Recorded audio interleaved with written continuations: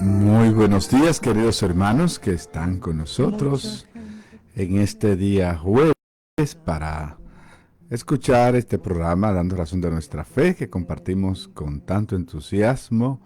Cada jueves nos ausentamos. El jueves pasado pues estábamos después de la Navidad del 25. Fuimos a ver nuestra familia que está en San Francisco de Macorís, como bien ustedes saben. Así que nuevamente estamos aquí ya iniciando este año para seguir compartiendo en este programa y en todas las demás actividades propias de esta diócesis de Barahona. Aprovecho la ocasión, este primer programa, para desearle de corazón a cada uno de ustedes un feliz año 2024, un año que, como todos, se abre con muchas expectativas, pues la debemos tener, porque nosotros no caminamos solo, el Señor va con nosotros y junto a Él vamos también haciendo historia de salvación. Siempre el sentimiento que nos debe acompañar al inicio de cada año es la esperanza. La esperanza, pues no podemos dejar de esperar lo mejor, porque ciertamente lo mejor no se ha manifestado en nuestras vidas. Dios está con nosotros, vamos hacia Él. Y cada año, pues debemos iniciarlo así, con esperanza, aun cuando pudieran haber algunas enfermedades, algunos miedos, algunas amenazas. Nada, seguimos con optimismo, porque nosotros no hacemos el camino solo, vamos con Dios. Pues nuestras felicitaciones a cada uno de ustedes, en cada una de las parroquias, los sectores donde ustedes viven, en esas vecindades, en esas comunidades. Este año 2024, pues queremos que sea un año de mucha comunión entre nosotros, mucha cercanía.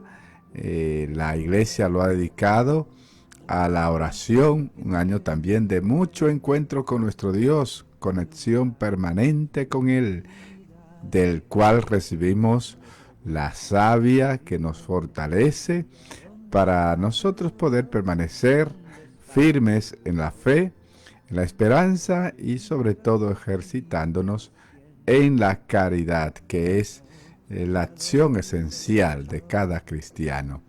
Pues es a través del amor y en el ejercicio de ese amor de Dios que nosotros también nos identificamos con Él, nos hacemos dignos de participar de su banquete de amor. Bien, pues eso es, así vamos haciendo camino de salvación. Eh, a cada uno de ustedes, pues ánimo, este año pastoral, que el sábado segundo vamos a tener el lanzamiento del año, así siempre este encuentro de enero tiene ese fin de eh, iniciar el año pastoral, relanzarlo, con toda esa programación que hemos hecho en la asamblea. Pues ahí vamos a darles ya el material para que ustedes se vayan guiando y las motivaciones del lugar para que todos sigamos avanzando y caminando, teniendo como tema principal la oración, que nosotros en la diócesis vamos a aprovechar muy bien, porque es una de las líneas pastorales que tenemos, no solo por este año, sino en los diagnósticos que vamos haciendo para identificar los grandes desafíos diocesanos.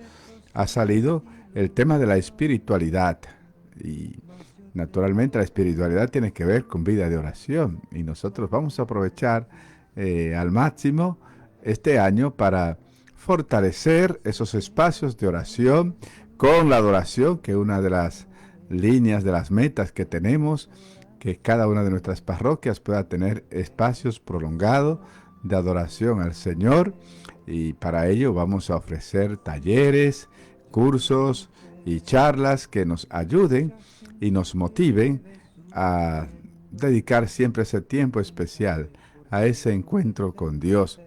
Eso todas las acciones pastorales de la diócesis la hemos organizado de tal manera que estén permeadas por el tema de la oración. Las mismas metas diocesanas, todas están orientadas de esa manera. Así que desde ya les invito a todos a orar por nuestra vida pastoral diocesana y a que desde ya, porque eso es vital en la vida de un cristiano, pues pongamos todos empeño en profundizar la vida de oración, nuestra espiritualidad, teniendo siempre también que nuestra espiritualidad es mariana. Nosotros somos una diócesis mariana. Ahora en enero pues celebramos la fiesta de Nuestra Señora de la Altagracia, pero la patrona de nuestra catedral es Nuestra Señora también del Rosario. Tenemos muchas advocaciones marianas en la diócesis para celebrar también a María en las distintas advocaciones, porque ella camina con nosotros. Pues es la línea también fuerte en nuestra diócesis, esa línea mariana que queremos fortalecer con formación también, conocimiento de la doctrina cristiana, católica, y por eso también este año está dedicado a la formación a nivel ya de contenido fuerte que vamos a ir llevando adelante junto con la oración, es la formación. Así que preparémonos para vivir un año intenso a nivel pastoral, con entusiasmo, en todo el sentido de la palabra. Pues pongamos en la mano de Dios lo que va a transcurrir durante todo este año para que Él sea el garante y nos guíe siempre por caminos de justicia y caminos de verdad. Bien, pues ya que he hecho esta introducción tanto prolongada, pues vamos a hacer una pausa para entonces entrar propiamente al tema que vamos a tener hoy, que es el comentario al libro del Éxodo.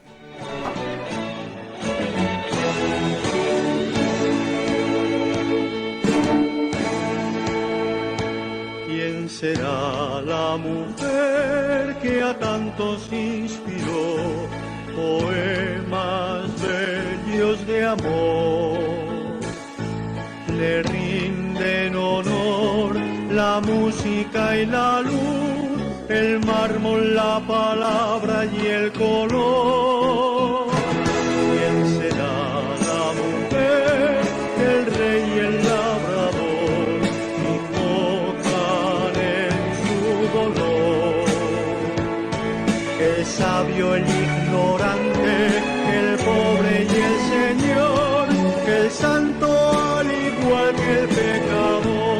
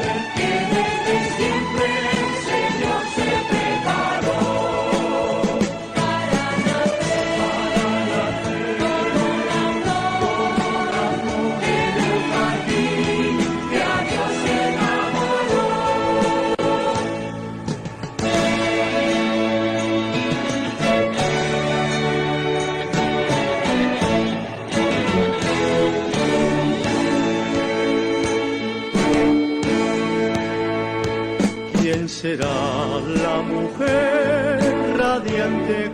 Bien, hermanos y hermanas, pues retomamos el tema. El jueves anterior, pues llegábamos hasta el capítulo 4 del libro del Éxodo. Hoy vamos a entrar en el capítulo 5. Ya en esos dos últimos capítulos hemos visto que Dios comenzaba ya a intervenir, pero solo en la persona de Moisés. Vimos su vocación, ese encuentro maravilloso de Moisés frente a la zarza ardiente. Antes de actuar públicamente, entonces se ha dedicado a preparar a su instrumento. Eso es muy interesante porque Dios no nos despacha solo, arréglenselas como puedan. Dios nos llama, nos prepara. En el mismo Evangelio, muy claro, cuando llama a los discípulos, San Marcos lo dice bien claro, lo llamó para que estuvieran con él y después a enviarlo a predicar. Pues hay una etapa que hay que agotar antes de salir a la acción. Y eso lo vemos desde el principio, pues Dios, que tiene una gran misión para Moisés, primero lo prepara a él, prepara el instrumento, como hemos dicho. Moisés, no una sola vez, sino 5 veces, le ha presentado al Señor las dificultades para ir ante el faraón, porque él se siente pequeño. Se ha resistido a la misión que el Señor le confía. Pone 5 excusas que en alguna ocasión la hemos comentado, no sé, hablar, todo eso lo presenta Moisés ante el mandato de Dios de ir a liberar al pueblo. Moisés se resiste a hablar o a actuar en nombre del Señor, a diferencia de lo que ya había ocurrido en el capítulo 2 que hemos comentado. Ahora se decide a actuar, claro, pero ya no en nombre propio como lo intentó la primera vez, sino por el mandato de Dios. Hasta ahora Dios no ha dado la respuesta al clamor del pueblo, que lo hemos visto, que el Señor escuchó el grito del pueblo, pero todavía no hemos visto en lo que hemos comentado el texto, la respuesta concreta de Dios ante ese clamor. Naturalmente, la llamada de Moisés ya está ahí, pero el pueblo sigue en la opresión. Entonces, podría uno preguntarse, ¿defraudará el Señor el grito de su pueblo, que gritó con temor? Y él dice el capítulo 2 que escuchó. Ahora, esa escucha de Dios a veces no es a lo inmediato, como nosotros creemos, que gritamos y de una vez el Señor actúa. El Señor se toma su tiempo, pero eso no quiere decir que no esté preparando la respuesta a nuestro clamor.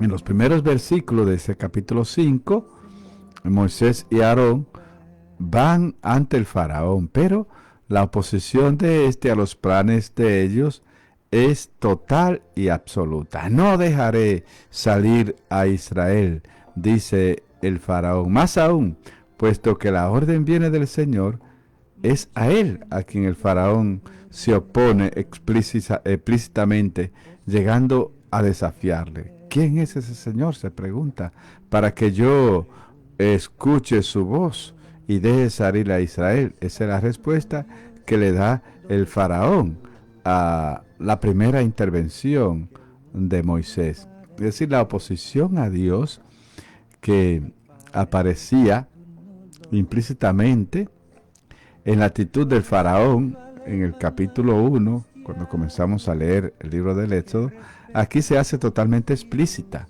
El pueblo pretende salir para servir a su Dios, pero él se afirma en que es a él a quien el pueblo debe servir mediante trabajos cada vez más opresivos.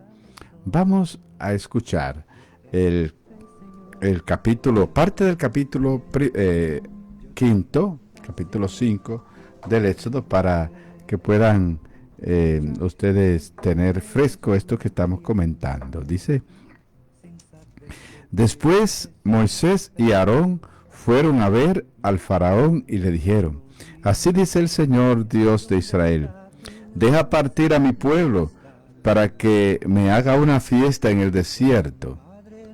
El faraón respondió: ¿quién es ese Señor para que yo le obedezca y deje partir a Israel? No conozco al Señor y no dejaré partir a Israel. Dijeron: el Dios de los hebreos se nos ha manifestado. permite que hagamos el camino de 3 días por el desierto y que ofrezcamos sacrificios al Señor, no sea que nos castigue mediante la peste o la espada. El rey de Egipto les respondió: Moisés y Aarón, ¿por qué quieren apartar al pueblo de sus trabajos? Regresen a sus tareas. Y el faraón añadió: ahora que el pueblo de ustedes es más numeroso que la gente del país, ¿quieren apartarlo de sus tareas?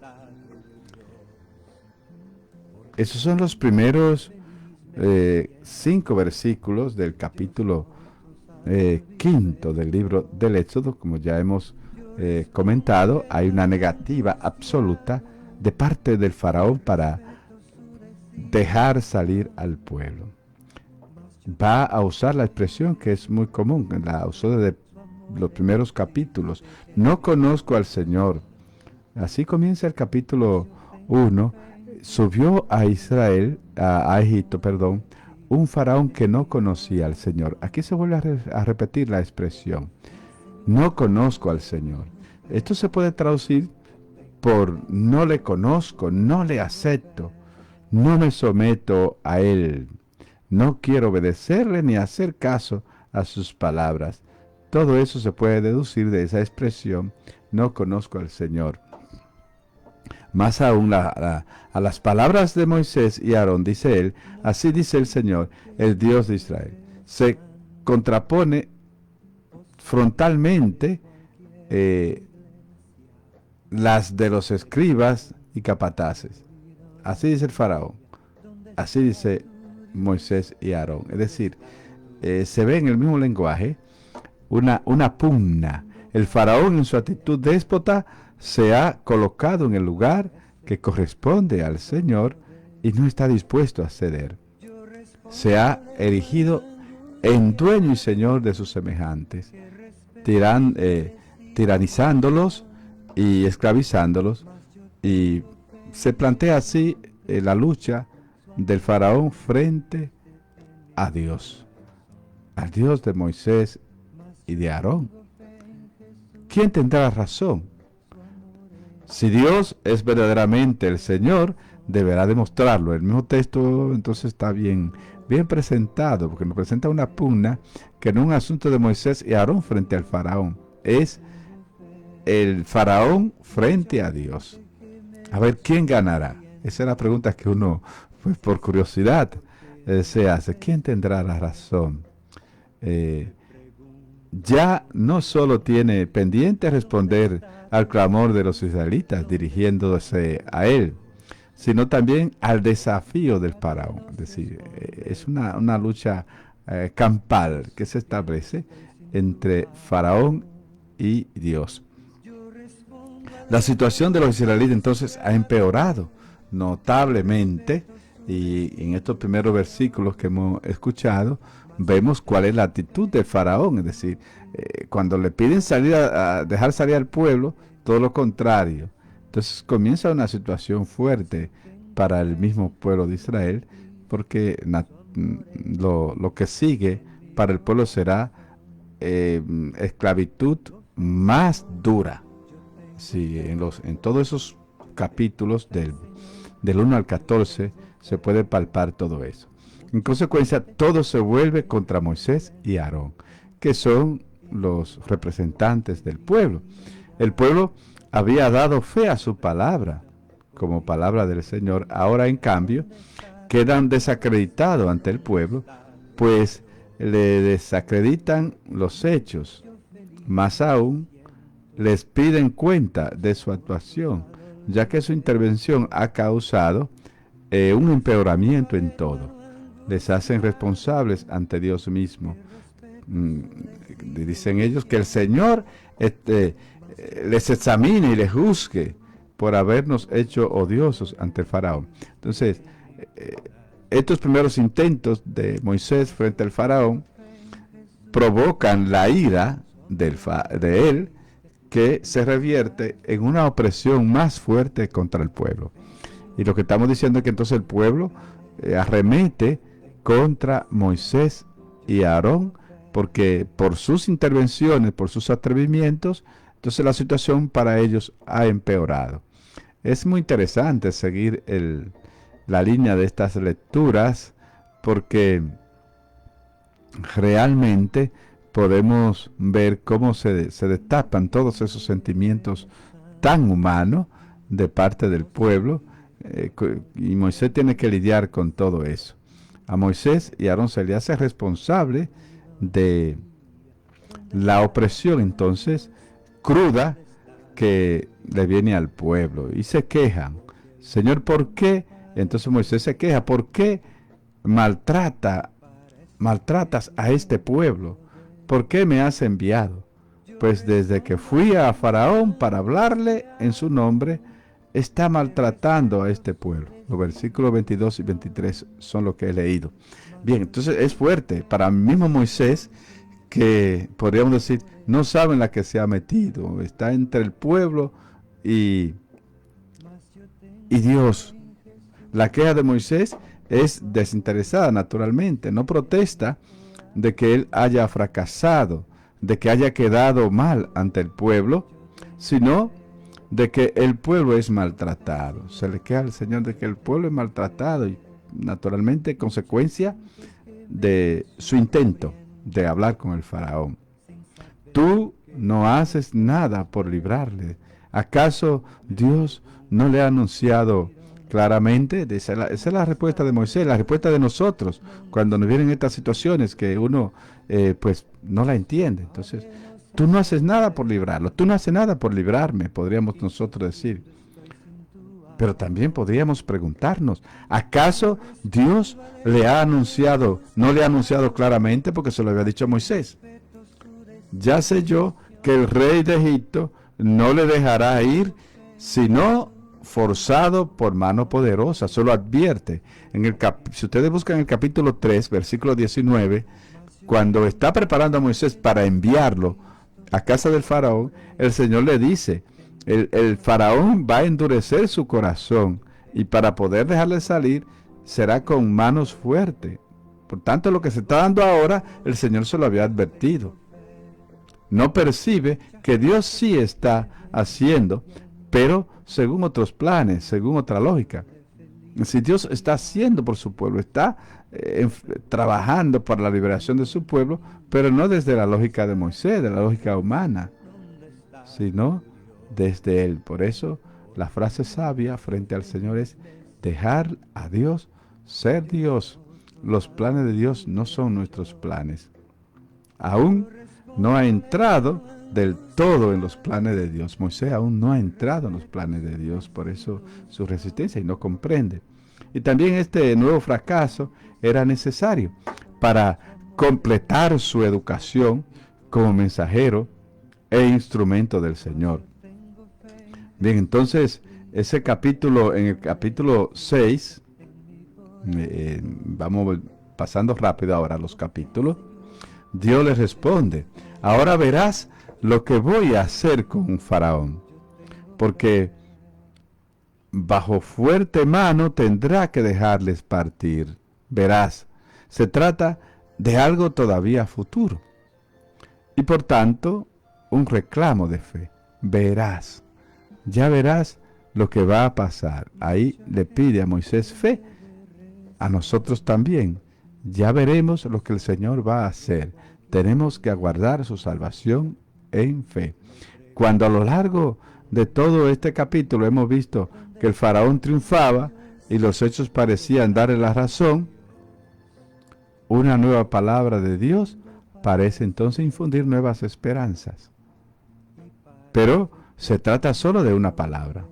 Faraón ha mostrado hechos, Dios solo una palabra, y es la parte difícil de nuestra fe, que a veces tenemos que confiar a la palabra de Dios, a la palabra que Él ha pronunciado. A veces no nos viene de una vez el hecho, la respuesta, el milagro. Debemos confiar como el centurión. Basta que lo diga de palabra y mi hijo quedará curado. la fe ya a la palabra del Señor. A veces nosotros estamos en ese primer plano que queremos a seguidas, cuando le pedimos algo al Señor, ver la respuesta, ver los hechos. Entonces es una educación que se va dando, una formación en la fe que el Señor va haciendo con Moisés y que queda también plasmada para todos nosotros. Es verdad que es una palabra que se remite a hechos. Dios viene a decir, verás, los hechos hablarán. Pero estos hechos son todavía futuros. Y esa parte es la que nos cuesta. No lo estamos viendo de una vez. Debemos confiar. Por consiguiente, todo queda como colgado de esta palabra de Dios. Y a Moisés se le llama agarrarse de ella, fiarse de ella, a pesar de los hechos que parecen contradecirla. Ese es el camino de la fe. Se le llama a ser plenamente el hombre de la fe y a esperar contra toda esperanza, como dice Pablo en la carta a los Romanos, capítulo 4, versículo 18. Bien, vamos a hacer una segunda pausa para entonces entrar al capítulo 7, que es donde aparecen las plagas.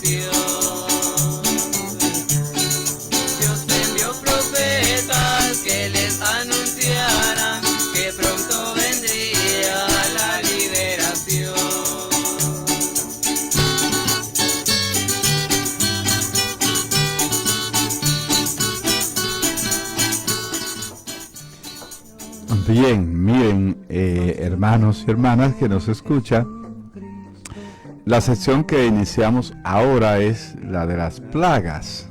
Ahí sí que ya vamos a ver al Señor actuando con manos fuertes. Todo lo anterior era un preámbulo de preparación para ese enfrentamiento con ese faraón que tiene el corazón endurecido. No vamos a leer todo este capítulo, porque ni siquiera es uno, son varios, y ustedes conocen muy bien. ¿Quién no ha leído ese relato de las plagas? Sí, quiero hacer una breve introducción a ella, porque este relato trae mucha curiosidad, con razón, y tiene su explicación, tiene sus explicaciones, solo que en un programa como este, que pretendemos dar un mensaje religioso, no detenernos tanto en esa parte literaria, podríamos decir incluso científica. Todo este capítulo pues se presta para una buena lectura y una profundización, pero hay que hacer opciones. Pero yo le adelanto que hay varias. La lectura religiosa es la que nosotros vamos a hacer de estos relatos, porque nos ayuda mucho a espiritualizarla desde nuestra fe. Pero hacemos la salvedad de que hay interpretaciones de ella en el orden natural, es decir, se pueden explicar las plagas desde la naturaleza misma, como fenómenos naturales que se dieron en esa época en Egipto y que todavía se dan muchos de ellos, que se repitieron, parece, se dieron con intensidad en esa época y fueron interpretados por el autor sagrado como el obrar de Dios, que es lo que nosotros hacemos como personas de fe. Lo que va aconteciendo en la historia sabemos que no viene solo, que viene, Dios está actuando en la historia, y es la interpretación que le ha dado el autor sagrado a estos fenómenos que se han dado en la naturaleza y que se han dado en ese momento de manera clave, y lo ha interpretado como la respuesta de Dios ante esa esclavitud a la que fue sometido el pueblo de Israel. Que ese tipo de lectura es la que nosotros nos ayuda a hacer. Pero desde el punto de vista, digamos, de la ciencia, se pueden explicar también estos fenómenos. Simplemente lo evoco, porque si estuviera yo en una clase bíblica, pudiéramos tomar cada una de las plagas, se puede uno sentar y explicarla en todo este sentido que le estoy diciendo. Cuando lo hacía, cuando era profesor en Sagrada Escritura en el seminario, pues lo hacía así a los estudiantes. Pero ahora hago la opción de hacer la lectura religiosa de estos acontecimientos, que en definitiva es la que la misma Biblia nos propone. Bien, pero para los que les gusta profundizar más, lo adelanto para los que quieran profundizar, que sepan que lo pueden hacer. Si buscan el tema de las plagas, van a encontrar este tipo de explicaciones que no son ajenas a nosotros, que las conocemos muy bien, conocemos esas explicaciones muy bien, porque hemos tenido que enseñar Sagradas Escrituras, pero que en este caso, pues vamos a seguir la lectura, digamos, así ya más espiritual. Bien, con eso aclarado, pues vamos a continuar.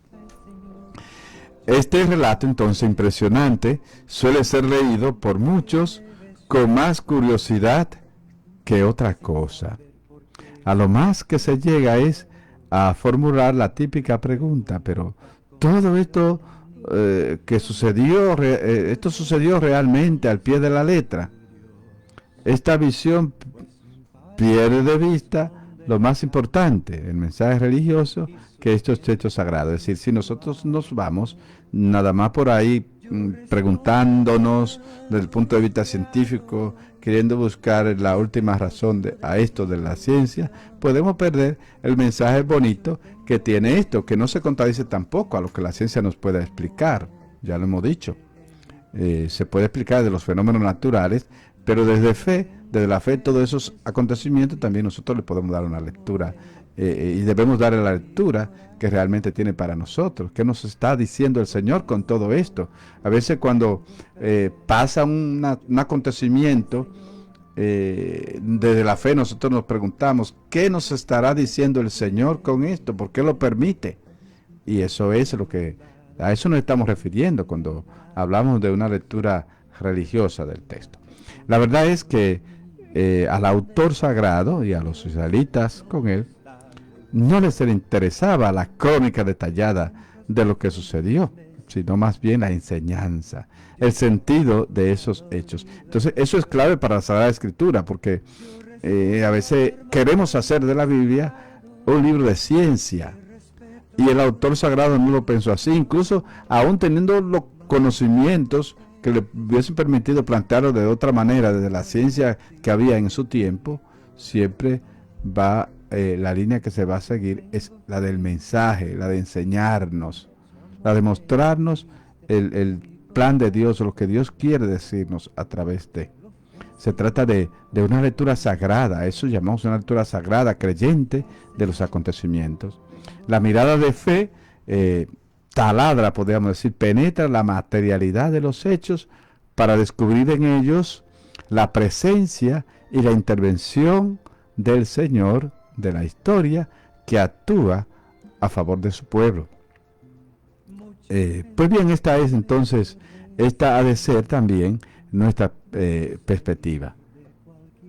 No nos podemos quedar nada más en la curiosidad. Así no entenderemos nada. Es preciso dejarse guiar por el texto sagrado en esta mirada de fe que detecta la acción del Señor, como lo dice el Salmo 111 muy bonitamente. Debemos nosotros escudriñar ese mensaje que Dios nos quiere transmitir. Precisamente en esta perspectiva, la palabra de Dios se convierte en lámpara para nuestros pasos, como lo dicen los salmos. Pues nos enseña a leer nuestra propia vida y los acontecimientos de la historia en clave de fe. Eso es lo que ha hecho el autor sagrado con estos acontecimientos que se dieron en Egipto en el tiempo de la esclavitud y que preparó al pueblo para su liberación. Pues eso es, estos textos son muy interesantes, pero no podemos olvidar que lo más fundamental de estos textos es el mensaje que nos quieren dar a cada uno de nosotros. Sí.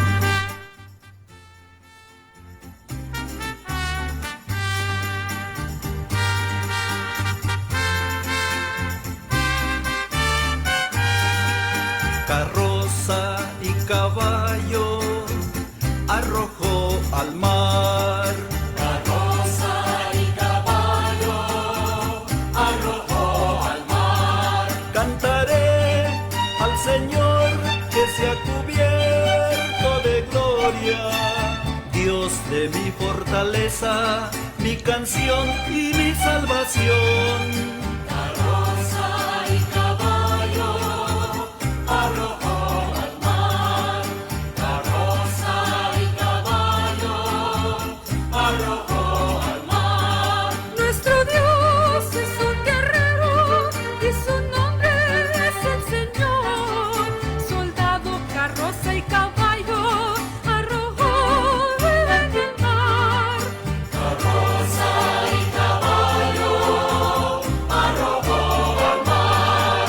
Carroza y caballo arrojó al mar. Pueblo fiel que redimiste y que guías con misericordia, con bondad lo llevaste hasta tu santa casa, Señor.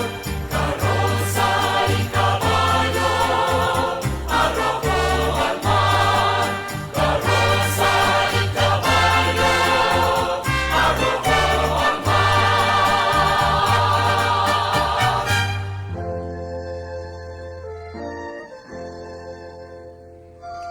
Bien, miren, en el capítulo 6, 7, habíamos encontrado la expresión: sabrán que yo soy el Señor su Dios, que les sacaré de la esclavitud de Egipto. Pero ya decíamos que era una evocación a futuro. En el capítulo 7 se dice: los egipcios reconocerán que yo soy el Señor cuando extienda mi mano sobre Egipto y saque de en medio de ellos a los hijos de Israel. Esto se va a repetir varias veces a lo largo del relato de las plagas. Con todo esto vemos que el Señor entonces se toma en serio ya la acción de liberar a su pueblo. Él mismo baja a salvarlo y va a responder valientemente a los desafíos lanzados por el faraón, que había dicho: ¿quién es el Señor para que yo escuche su voz y deje salir a Israel? No conozco al Señor ni dejaré salir de Israel. Entonces, todo esto son los planteamientos de ese desafío. Dios tiene que demostrar que existe, que actúa y que tiene poder. Está en juego su gloria, su honor. Yo soy el Señor y mi gloria no la cedo a nadie, como dicen los profetas.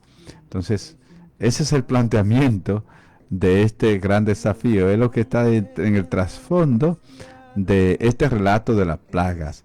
Por eso, esta es una de las finalidades de las plagas. Dios debe hacerse reconocer como Señor. Hasta ahora solo lo había dicho de palabras, como hemos repetido más de una vez, la que él ha dirigido al faraón. Pero las palabras no bastan. Deben hablar los hechos. Solo ellos podrán demostrar realmente y eficazmente que las pretensiones de Dios son justas. Y Dios lo va a hacer. Esto nos lo atestiguan las palabras que la Biblia usa para designar estas acciones de Dios. Por eso habla de ellos como signos y prodigios. La palabra que se traduce en prodigio significa algo sorprendente, no corriente, que es a la vez una advertencia. Son signo, aquí designa muchas veces en la Biblia que revela la presencia y la acción de Dios. Los signos son la presencia y la acción de Dios en la historia. De ahí que en estos relatos, pues lo vamos a ver bien claro, para demostrar que Dios es el único Señor del universo y su poder es único, sin parangón. Incluso algunos egipcios escuchan a Moisés más que al faraón, porque temen al Señor, como va a aparecer en algunos pasajes de estos capítulos, y le aconsejan al faraón ceder. Es decir, en el capítulo 9, en el capítulo 10, los mismos egipcios, ante las plagas que están sufriendo, escuchan a Moisés y temen al Señor, y le aconsejan al faraón que le haga caso a Moisés. Sí, por consiguiente, Dios se hace conocer con este elocuente lenguaje de los hechos. Demuestra que no hay nadie comparable a Él, que su brazo es invencible. Los hechos han hablado. Dios ha revelado claramente quién es. Los israelitas y los egipcios han podido conocer entonces por experiencia su grandeza, su poder y su señorío. Y es interesante porque esta revelación de Dios en estos acontecimientos no solamente sirven para los que tienen el poder, los egipcios, que se van dando cuenta que están ante un enemigo superior, que realmente les sobrepasa. También es un mensaje positivo para el pueblo de Israel, que ha puesto su confianza en el Señor y que el Señor le va demostrando que Él es el único Dios, que no hay nadie comparado a Él. Todo esto va a ir fortaleciendo esa fe monoteísta, y todo esto pues naturalmente es un llamado a la conversión. Dios se da a conocer mediante signos y prodigios que permiten experimentar su presencia y su poder, pero ya como hemos visto en el capítulo 5, por las palabras del faraón que dice que no conoce al Señor, eso no lo que significa no tengo noticia de Él, no quiero conocerle, no le conozco, no reconozco su poder. Eso, entonces el Señor mismo va a ir cambiando esa visión. Conocerán que yo soy el Señor. Me conocerán como el único y verdadero Dios. Por eso la fe monoteísta también va clarificándose en estos textos, porque anteriormente el pueblo pensaba que tenía su fe puesta en Yahvé y creía que cada pueblo tenía su Dios, pero el de ellos era Yahvé, el Todopoderoso. Y aquí ya se va abriendo esa fe, que incluso hasta los egipcios ya comienzan a reconocer que el Dios de Israel es un Dios todopoderoso y que es el Rey del universo. Entonces, de ese monoteísmo se va abriendo a una nueva dimensión también de la fe, de entender que el Dios de los hebreos no es solamente el Dios de los hebreos, sino que es el Rey de todo el universo, el que gobierna todo. Y mediante estos acontecimientos, entonces, se va logrando que se vaya conociendo la grandeza del Señor. Si Él es el Señor, debe ser entonces reconocido como Señor, y el hombre debe relacionarse con Él como Señor y actuar en consecuencia. No será el faraón como era para los egipcios su Dios, sino el Dios de Israel es Dios de los egipcios también. De eso se trata. Por eso estos prodigios, que son las plagas, pues van a llegar también a descubrir esa universalidad de ese Dios de Israel, Yahvé. Interesante entonces estos capítulos. Bien, pues ya llegamos al final. El reloj ya está marcando el tiempo. Lo dejamos acá y continuamos en estos capítulos que van del 7 al 11, que lo estamos viendo como un solo bloque, en donde encontramos los relatos de la plaga. Les invitamos a ustedes también, los que tengan tiempo y digamos les guste profundizar las escrituras, que pueden también ir leyendo estos textos, y los que tengan facilidad también pues profundizarlo, porque así pues vamos a comprender